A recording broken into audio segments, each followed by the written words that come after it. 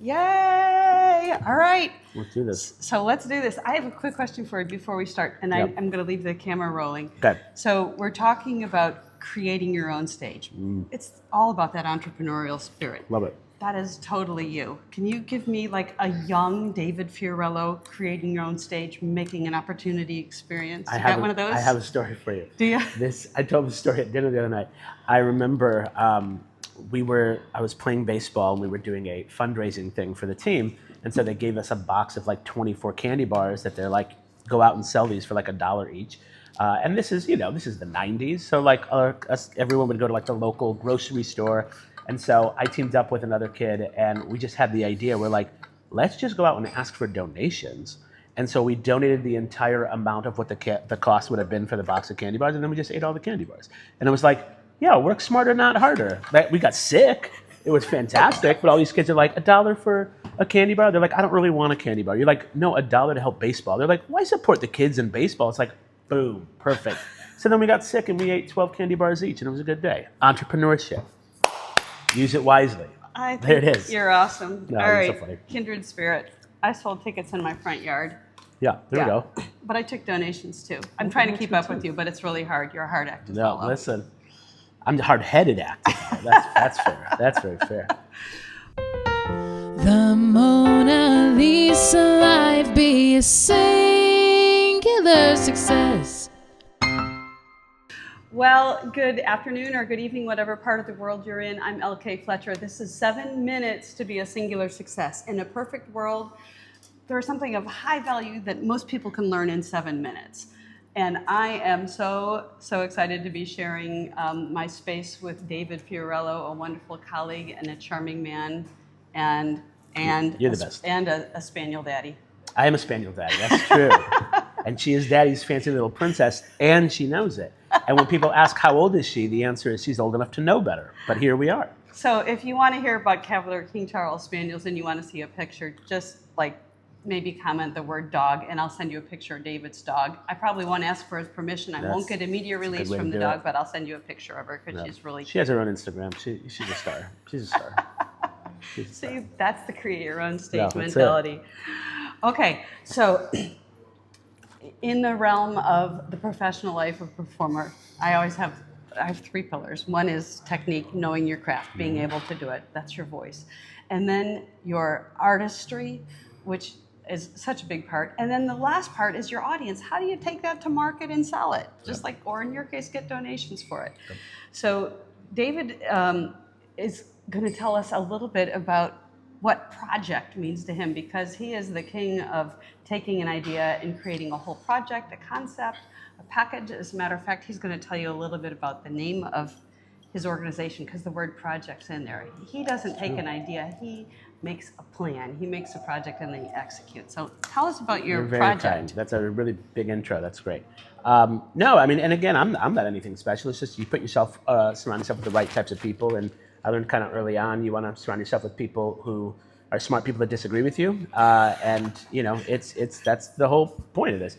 Get a whole collective of people that can help you sharpen your skills and so you're not just around a bunch of sycophants all the time. So the Beautiful City Project is the organization that I founded back in the end of 2019. So we launched in 2020, which is a great time to start anything, obviously.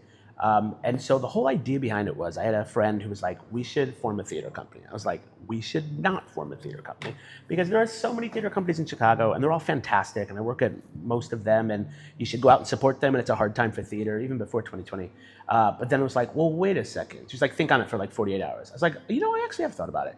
My wife and I, we like to give a lot of, funds and resources to a bunch of nonprofits and charities and ministries and things that just kind of touch our heart. And I was like, what if we had a theater company? Because I don't think I've heard of this before, where the theater company just raises funds for other companies and then you could like theme the music to the charity. So we're like, okay, so what if we did, our first show was the Anti-Cruelty Society of Chicago. So it was all about, the organization rescues cats and dogs and we're like, yeah, what if we did songs about cats and dogs? And we're doing like God Loves a Terrier from Best in Show and songs from the musical Cats and, Times Like This, A Girl Could Love a Dog from Lucky Stiff and all this kind of stuff. And it was a sold out massive hit for our first show. And then the next month, right away, we did a show where we partnered with Open Books, which is a fantastic Chicago organization. They were the exclusive provider of the Dolly Parton Imagination Library. And they just, help kids who are underserved get books, and reading being fundamental. Reading can change lives, as we both know. And so we had all of our songs kind of themed around literature, and things like I Read from Passion, and things like Racing to the Top of the Morning and Secret Garden, where he's reading a book to his son before he leaves. And it was a really beautiful, and for us, we were like, if we're going to make this an organization that raises funds for other people, the whole idea has to be people want to give. So yes, you're going to buy a ticket, but the ticket proceeds are going to go to an organization. And in order to make that happen, we would need to have performers volunteer their time. And we were all going to volunteer our time at the top as well. And so that I was like, I don't know how many performers in Chicago would want to do that. And it turns out a lot. When we hit the pandemic, we did the first fundraiser for the pandemic in all of musical theater. We did an online fundraiser. And we had Ace Young and Diana DeGarmo from American Idol and all these sweet human beings that are like, yeah, let's join in on this.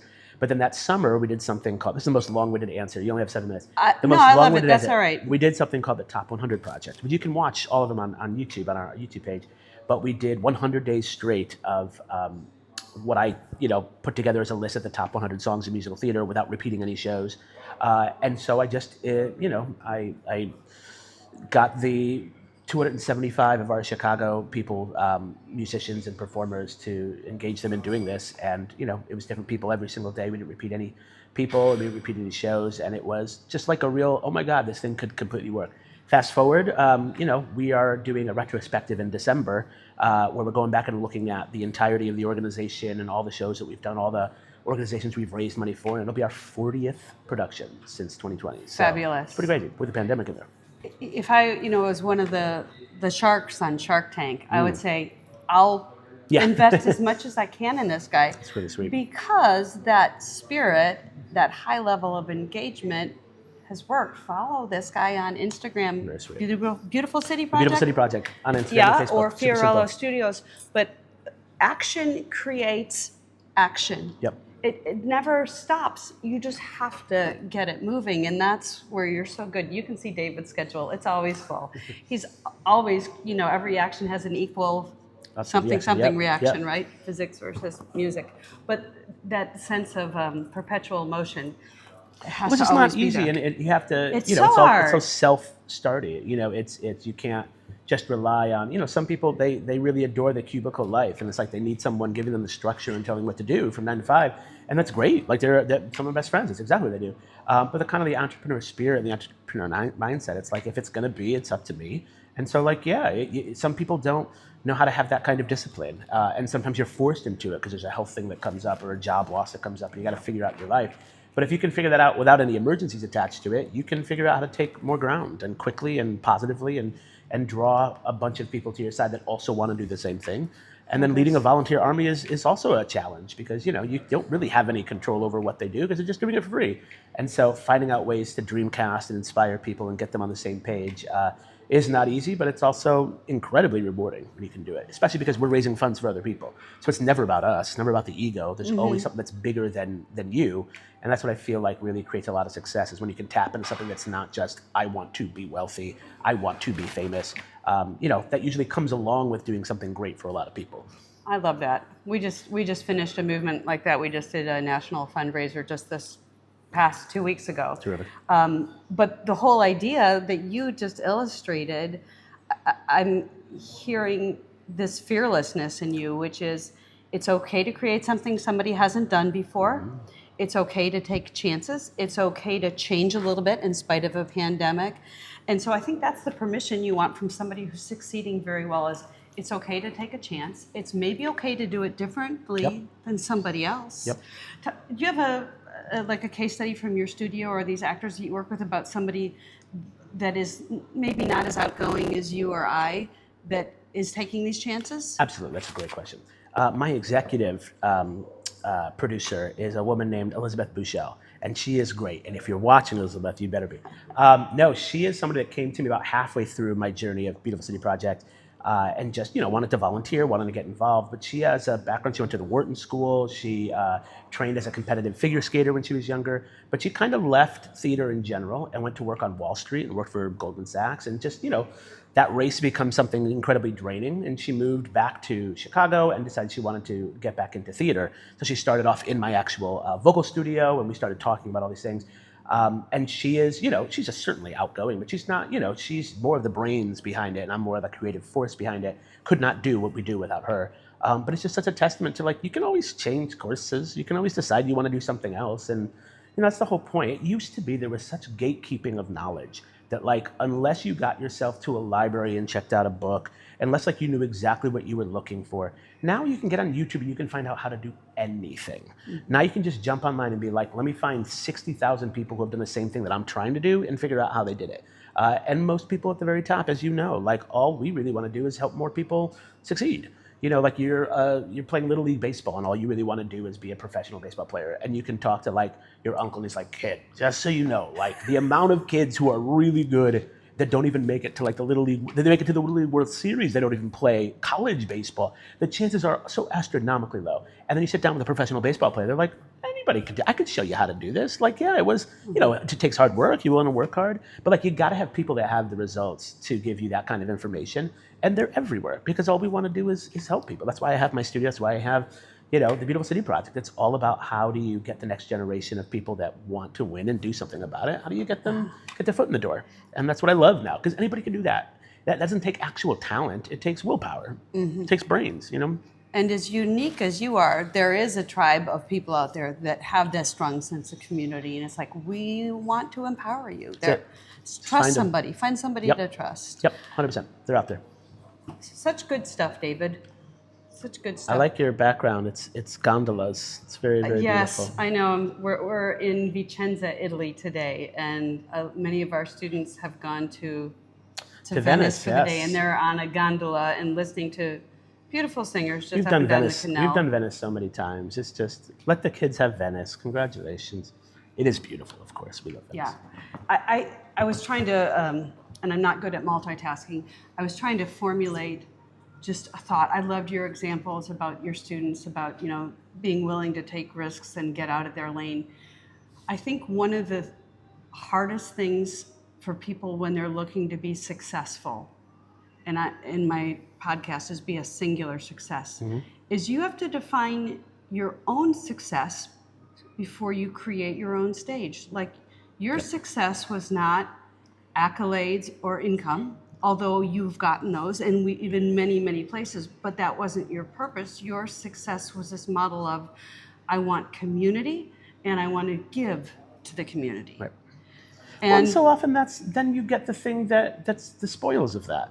The whole point is that's how the universe operates. Is it wants to reward the good stuff. I mean, you can believe whatever you want about a higher power mm-hmm. and things like karma and all that kind of stuff. But it's so funny. You go back and you read Napoleon Hill from the 1930s, Think and Grow Rich and Outwitting the Devil and all these kind of old things and Master Keys to Success.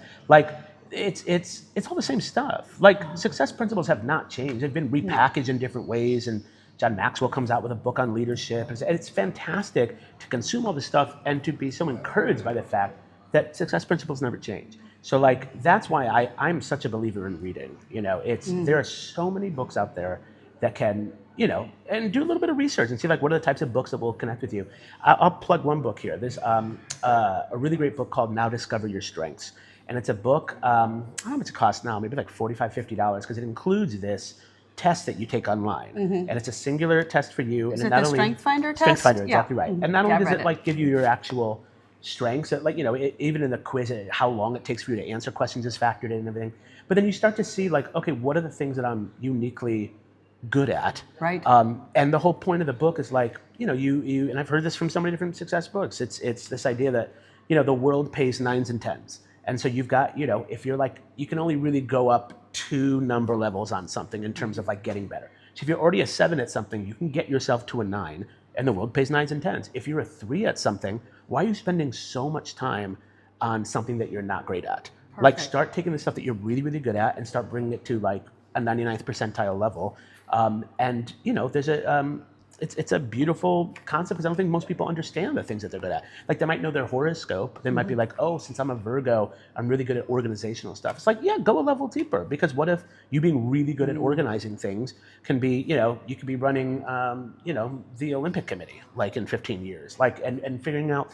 It wasn't until like 5 years ago that all of the entire Major League Baseball schedule was done by a husband and wife team who sat at home and like drew it out. And I'm like, surely this is like computerized and digitized and like it's just a formula that it's like, no, it's literally they're just like looking at a big board, and it's like, that's alarming to me. But like they were good at that kind of stuff, and they found a way to get paid by Major League Baseball.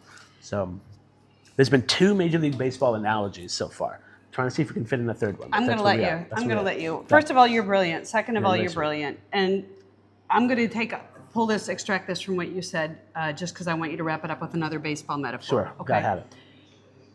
If you have been that person that if somebody said, oh, you're going to be a musician, oh, you're going to be an actor, oh, you're going to be a performer, oh, you're going to be an artist, can you make a living at that? You can make a living at anything you want, but you know what your strengths are. Right. Know what your strengths are, and then create opportunities for your strengths. Don't look for them. That's right. Create them. Create them.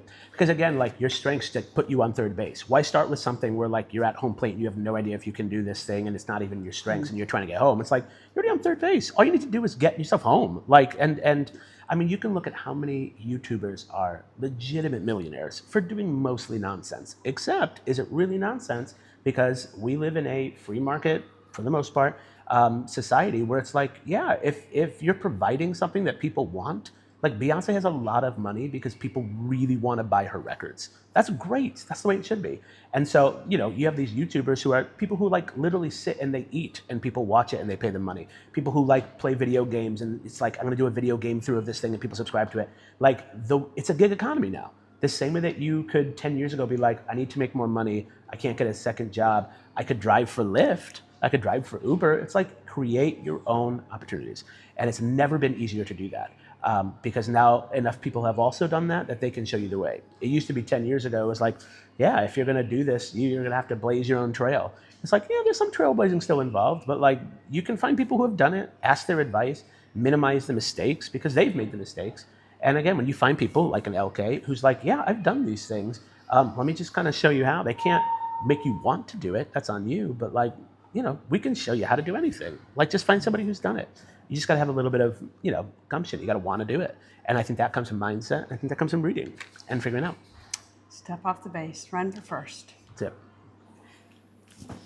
Yes. I love Baseball. having you here. There it is. Yeah. There it is. Beautiful City Project on Instagram and Facebook. And Also, Facebook, yep. Fiorello Studios. Many, many thanks, Maestro David Fiorello. Thank you for having me. This is fantastic. Yeah, Grand Was that only Slam. 7 minutes? We did really good. We actually probably went over 7 minutes. Yeah, we probably I'm did. not counting, but we probably did. yeah, Makes it's sense. all good. We can talk puppies now.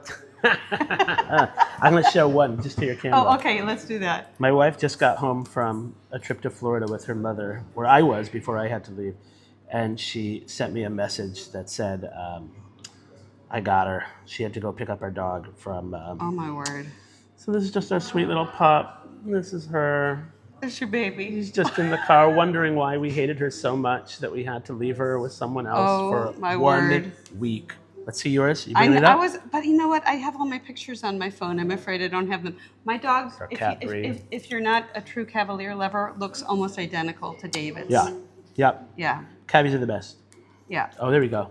Boom. See the There coloring? he is, next to Leonardo. Yep. Blenheim they're there. And the Cavalier. black cat in the background. Look at us. We See? both have Blenheim's black cats. I know, we both have black cats. Love that. And we're from, are you from Chicago? I am now. You are now. We've been there Yeah, 16 I'm a years Chicago now. girl. Yeah. Well, so there you anyhow. go. All right, brothers. Is what we're doing? Yep. I like it. Done. Be a singular success. Thank you, David Fiorello.